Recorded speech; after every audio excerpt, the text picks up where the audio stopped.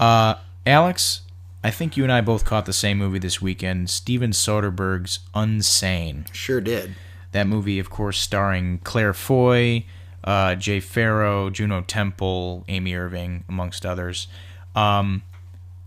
It's interesting. Sometimes I'll hear people say things about Soderbergh like, he's just not for me. And I'm like, really? This guy's not for you. I'm looking at his filmography right now. He has done so many different movies. Like, he'll have movies like The Informant, which is like basically just a flat-out comedy, Ocean's 11, the trilogy, which is like a crime caper, Traffic, which is like a straight drama, and then this, which is basically a horror thriller in ways. I would say in many ways. So whenever I hear someone say like, he's not for me, it's like, really? Like, go through his movies and pick one, because there's got to be something for you. He's done so much, and this is another, I thought, really good testament to that, and I really ended up liking it. I don't know how you felt. I also enjoyed this quite a bit. Mm-hmm.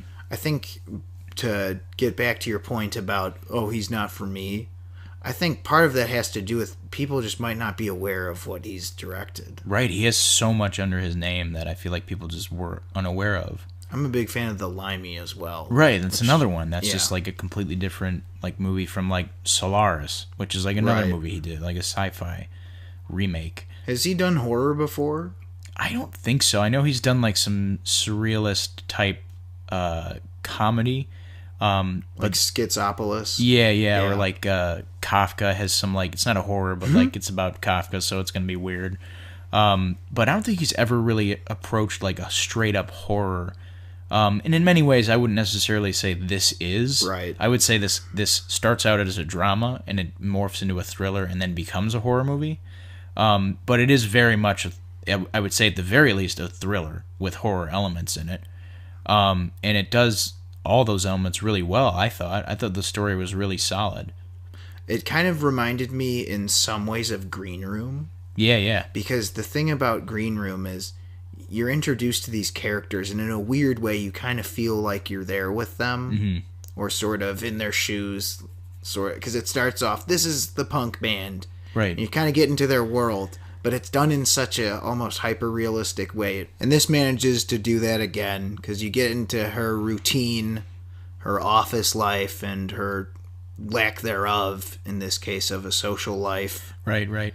And you can sympathize with her, obviously. Yeah. And it's just one of those crazy movies where it starts off so normal and so in real life, and then the situation just spirals completely out of control. Yeah, no, there's some things are afoot in this movie. There's some affootery in this thing. Oh, for sure. And we'll get into the specifics of that affootery in spoilers. Yes. But right now we're just talking the generals of the movie. Right. One of the big, of course, discussion points of this movie was the fact that it was shot on an iPhone. And there were some things said by Steven Soderbergh that I don't know how I necessarily felt about him. Like, he said things like, I don't think the general public will notice a difference between like this and like, a movie shot on an Alexa or a Red or any other like professional camera. And like, I don't know if I agree with that, but I definitely didn't mind the stylistic choice. I thought that you can tell that there's a director there. There'll be yes, the footage will look grainy and it'll look like, it's shot probably on a phone or something, like a prosumer app or whatever.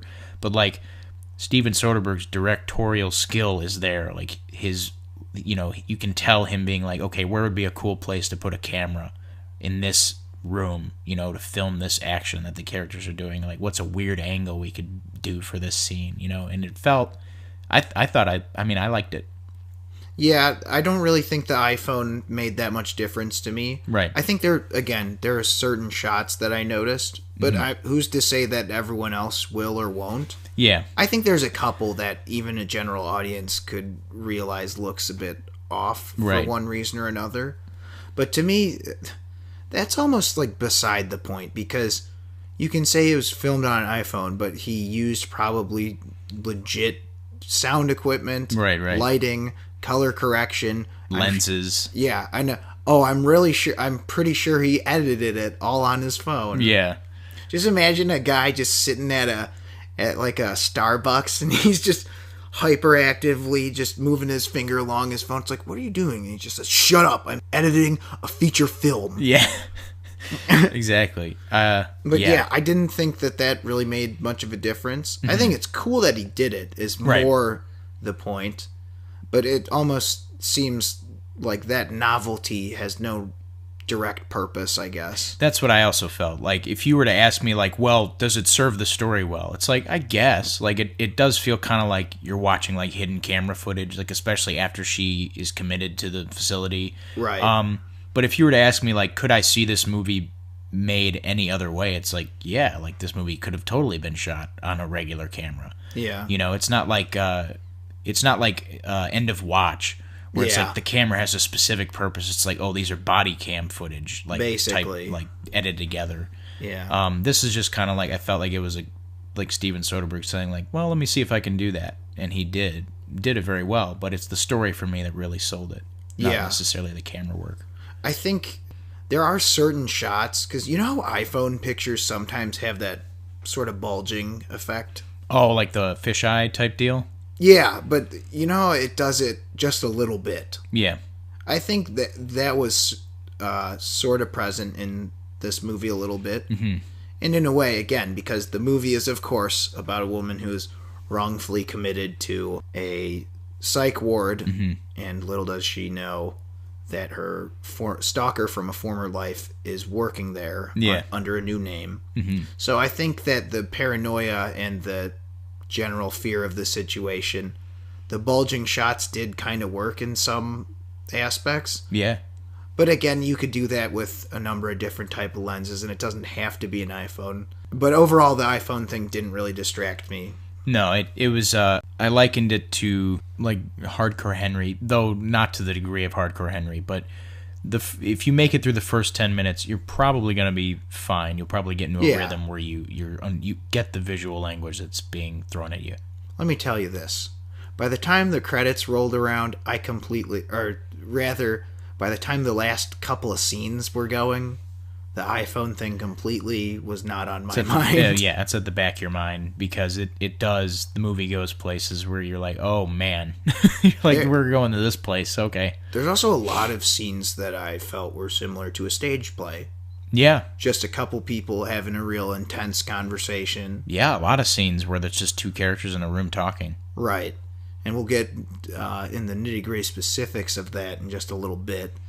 But what did you think about the acting overall?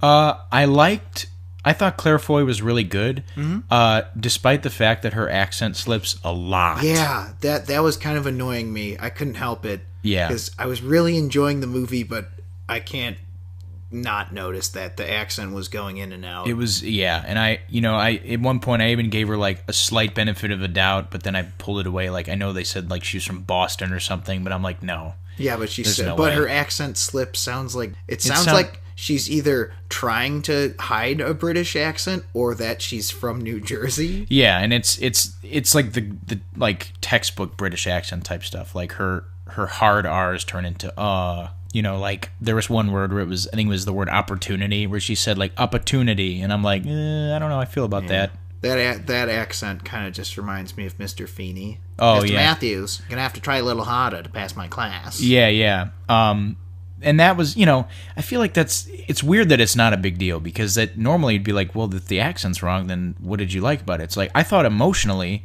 the performance was pretty perfect. Like, right. It felt authentic enough for me to, like, even overlook the accent, which is weird. Like, that's a huge thing. I think the one thing she brought to her character specifically was the flawed person. Right. Because her character is far from perfect. Right. For a number of reasons. And again, we'll discuss in spoilers in just a couple minutes. Mm-hmm. But I think that's what made this appealing, and again, why I thought it was more grounded. Mm-hmm. I also thought, talking about other performances now, I was really surprised by Jay Farrow, who has a pretty sizable role in this. He has a lot to do, aside from be funny, which I think most people would associate him with. And he does well at, I would say, pretty much all of it. I didn't even realize it was him till the credits rolled. Yeah. Because I kept thinking, this guy looks so familiar, but I thought, it's not something I watch often. Yeah. Or maybe at all. But he's familiar. I'm like, oh, that's the guy from Saturday Night Live. Right. That's the guy with the Denzel impression or whatever. Yeah. And there's none of that in here. No Denzel or Eddie Murphy impressions. He's just good all by himself, like just being an actor and being funny at, reading the dialogue he has. You know who else was good? Was the Stalker. Oh, yeah, Joshua Leonard, I think, plays him. He's an original cast member from Blair Witch Project, actually. There's one thing about him, and this is not on his fault at all. Yeah. To me, he looks so much like Eric Wareheim from Tim and Eric when he has a beard. Yeah. It was so distracting for a lot of scenes for me. Yeah. Gave it a little bit of a different tone, even. Well, especially, yeah. Honestly, and because his inflection is pretty similar as well. Yeah. But that was so distracting to me. I kept thinking, like, wow, is this like the sequel to the Angel Boy episode? Oh my god. Yeah, no, he's great for, I guess, other spoilerific reasons also. Fuck it, let's talk about spoilers. I give up. Let's go full steam ahead into spoilers. Okay, so we talked about the directing, it's great, the editing, the this, the that, everything's great. Okay, spoiler time. Yeah. Wow, where do we even start? First of all, I thought all the bit characters were actually really good at making this all come to life. Yeah. The nurse, because when she's, she kind of comes off as, I'm in charge, and you just have to listen to me because very condescending. Yeah, because I know, but it's also I know because I know that you can't control your life. Yeah, that's her view on all the patients. Yeah, and what part I thought was kind of crazy with her. So, the part where the stalker guy gives Claire Foy's character Sawyer, that's her name, right? Yeah, Sawyer Valentini. Yeah. She gives Sawyer the wrong meds, so she has a psychotic breakdown. Or the right meds, depending on how you're looking at it in this guy's situation, right? Whoa, man. Yeah. But anyway, point I'm trying to make is when she is counting the pills or whatever with stalker guy, I don't give a fuck what his name is. David, I think it was. Strine is his last name? Sure. Yeah, David, whatever. Yeah. Stalker guy, she says, oh, we had the wrong pills given today. Mm-hmm. So she's trying to be so authoritarian, and then behind the scenes, she's just a complete idiot, and she's completely incompetent. Yeah. And it's not necessarily... What I liked about it was, it didn't come off as she's just a bad, shitty person. It came off as she's just an idiot and shouldn't be working this job. Right. I thought a lot of the hospital staff people were just great. Like that one psychiatrist who's just like...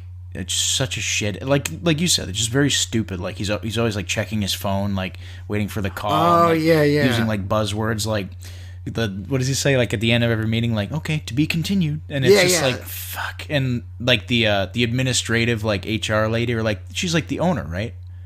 Yeah. She sucked also, but in a good way. Like I was like, oh god, I hate you. Like she's just super condescending and like. She, to me, though, seemed like she was more egregious. Oh, yeah, especially at the end. Because the nurse, again, she seemed like she's just sort of a misled individual who's had a rough go at it. But the administrator, she just sucked. She was so... Because you have that scene with her and Amy Irving where she's, like, going over it. Like, it felt really genuine. Like, it's really important that blah, blah, blah. And, like, you hate her, but you're like... she's trying to kill the audience's sentiments here with kindness. But then you have that scene at the end where, like, the orderlies or whatever find Jay Farrow's notebook. And then she just keeps it. Yeah, and she's like, I'm glad you brought this to my attention. And I'm like, you...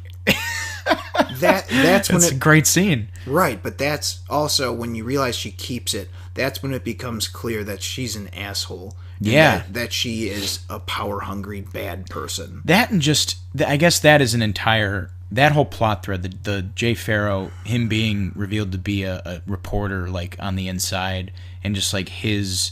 One of my favorite, like, bits is the one where he's talking to Claire Foy, and he's kind of just, like, breaking down, like, what he thinks is going on, like, with the insurance companies, and, like, them, holding her just, enough so that the insurance can cover her and stuff like that, and I'm like... It was a real, like, come-to-Jesus moment where I'm just, like, listening to this and I'm like, oh.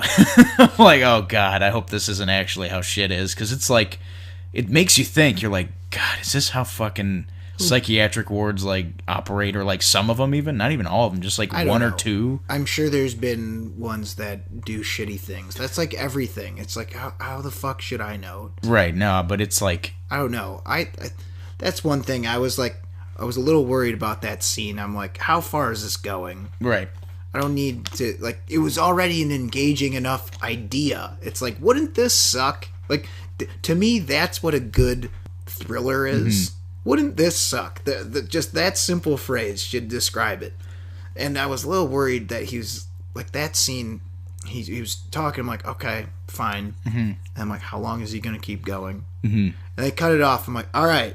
Yeah, no, it was... You made the cutoff before it was starting to get annoying. Yeah, it's just enough to, like, plant the idea in your head. Like, what if this is going on? And I'm like, oh, like, I don't want that. It's just like, yeah, I get it. Now shut up and get along with the fucking plot. And when that happens, it gets even better, because we obviously see the boyfriend, or not the boyfriend, the opposite of the boyfriend, the stalker. Yeah, quite the exact opposite. Yeah, he shows up, and his plan is kind of brilliant. It's like, what better chance to, like, hide in plain sight than in a psychiatric ward where people, you know, the person who's going to be threatening me, everyone's going to just think that she's crazy.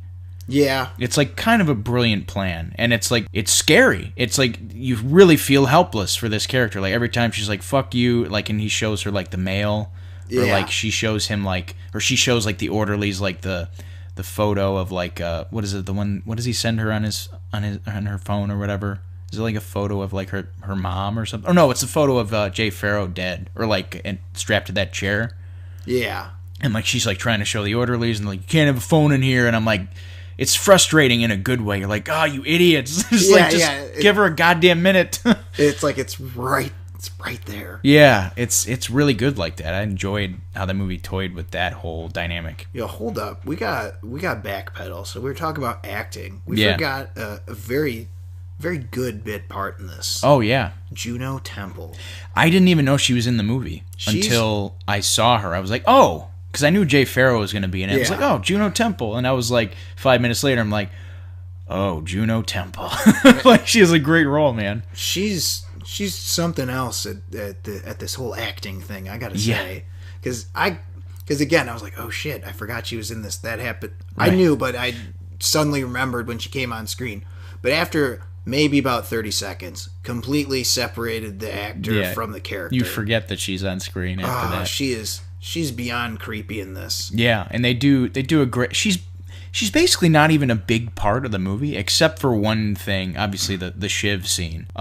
She's basically there as a plant and payoff, but she's a great character. And that plant and payoff, by the way, is... That's one thing I thought was crazy, too, is... So, Sawyer had to lure her in there when she's put in solitary. Yeah. And it's just like...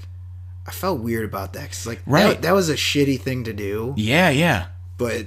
I don't know. Obviously, she didn't intend on her getting murdered out of it. You know, I guess it was just like, I'm going to stab this dude and he's going to, we're gonna get out. But, yeah, that scene, like, leading up to that is, like, it's weird because you're like, she's like, yeah, I want you to prove that you love me. I want you to do this in front of me or whatever. And I'm like, what's going on? Because at this point, I forgot about the Shiv. I'll admit it. Like, they got me. Completely. They got me. And, like, when that happened, I was like, right, that's fucking, But they got me. You know what's funny is at the end, how I was talking about how they completely show that, Sawyer. Yeah. Sawyer isn't perfect. Mm-hmm. Then the very ending, she's just like out with their friend and it just says, oh, by the way, you're fired. Yeah. And she has this look on her face like she is just so done with everything. Yeah. Oh, man. It's a very solid film. And I sadly didn't have a very great showing. Obviously, I don't know if it opened very wide, but obviously not a lot of people saw it. I don't know that it was really talked about much until right up to it, about a week or two before. I saw a lot of ads on TV. Yeah, but not a lot of build up in terms of conversation. But didn't he kind of make this sort of in secret? I don't know. I know it's definitely been, his movies have been way more lower key since he went off. Since he came back from hiatus and has stopped making movies with studios. After he stopped living off the grid using solar power. Yeah. Solar panels. Right. Oh, man. I think everything he's made, I mean, granted, 2 is a small sample size, but every movie he's made since his hiatus has been dynamite. Like, I fucking loved Logan Lucky. Like, I thought still that need movie to see that. Oh, I loved it. And this is very good. What would you give it? What score are you giving it? I know it sounds like it's going to be a little low. That's because I haven't necessarily gone into my problems with it. I'd give it a 7.5. 7.5 out of 10, which is 7.5. Yeah. I thought that there was some, the music was a little whatever. Yeah, it didn't. I felt like it didn't even need it. What do you think about the whole ending sequence with all the chase and her getting taken in the car and the cabin and all that? I liked it. I liked it. It's weird, creepy. Wasn't it a little repetitive of the solitary confinement? Yeah, like I felt like that was where it was going to end. I do agree with that. But that whole thing does answer like the, what happened to the mom, and yeah, and like they do the interesting thing with like her, him or her stabbing him in the eye with the cross. Or yeah, whatever. I thought symbolism and stuff. Yeah, man. yeah. I liked it a lot. So 7.5. Yeah, it's really, and it's been growing on me too, so that score could potentially go up. I know you were a lot more high on it than I was. I really like this. I'm not quite sure if I'd give it a perfect score yet. Yeah, but I mean, it's definitely good to see a movie doing. I mean, there's not enough of these, It's some of the plot threads, like if you've seen it's not Shudder, a happy movie. Yeah, no, like let's just put that out there. There's been a lot of depressing ass but good movies. Yeah. Thoroughbreds, Thoroughbreds, Red Sparrow was also really good. Yes. A lot of depressing ass movies coming out lately that are very good. You know what? Because if this was the first perfect score of the year, I don't know. I'd have to sit on. You know what? I think I'm going to go with 4.5 only because the ending was a little repetitive to me. That's still very... I mean, that's... definitely. That's the shit. So far, there hasn't been anything that's quite reached a perfect score for me yet this year. Right, but this might be my favorite thing I've seen so far.